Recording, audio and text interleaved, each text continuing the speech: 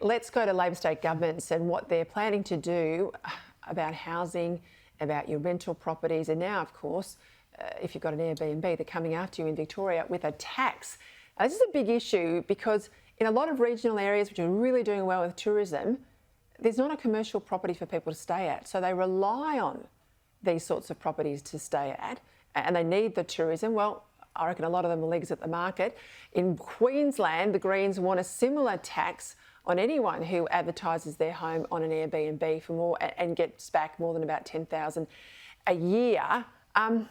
Honestly, you can't turn around, Tina, without government wanting to put their hand in your pocket. Especially Labor government, Peter.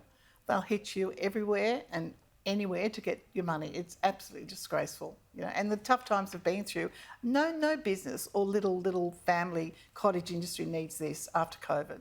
And my point of, you know tourism and marketing better than anyone. I mean, the point about regional communities, you often need these homes to stay. You have got another option and they need the tourism. But why would anyone invest, if you're an investor, in Queensland or Victoria now? When you've got the government stipulating what you can do with your property, I just find it so appalling. And you're right. And the sad thing is that they won't pay. You know, the owners in the end will be pushing it on to the poor buggers who are trying to have a bit of R&R.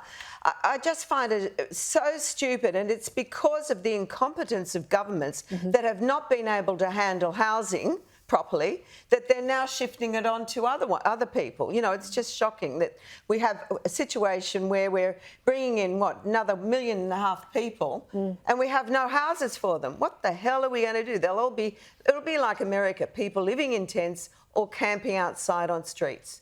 As all this false accounting trick for the bottom of the budget, but we're in a per capita recession. I mean, per person we're in recession, and this is where we're headed. Hey, Tina, I've got to ask you about, I shouldn't laugh because it's not funny, but it's just you've got to shake your head. So librarians in Victoria now have to have anti-violence training. They're being intimidated and trolled, they say, all because they've made a decision to have these drag time storytelling things for kids. Now, rather than have to have all of this training for violence and protesters, a lot of them are from the left, of course, how about they just not have the drag queens and story time and kids? Exactly, don't have it. I tell you who would love drag time and story time at the old people's homes, Peter. Go and entertain them. They would love a drag queen to come and sing to them. But no, they're not harassing the aged care homes. They're going after kindergartens and libraries. Disgraceful. I don't like that. I don't like it at all. The whole concept, you know, I'm picturing karate librarians. I mean, these mild-mannered bookworms are going to suddenly become experts in self-defence.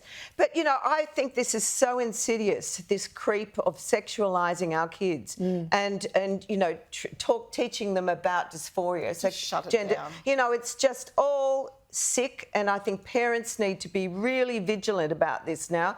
You're getting to the stage where you don't want to send your kid to a school, and now it's a library. There's no safe place for kids at the moment because these people have got an agenda to force their views, these woke views, on little children. Let them decide when they're adults, not now, when they're little kids.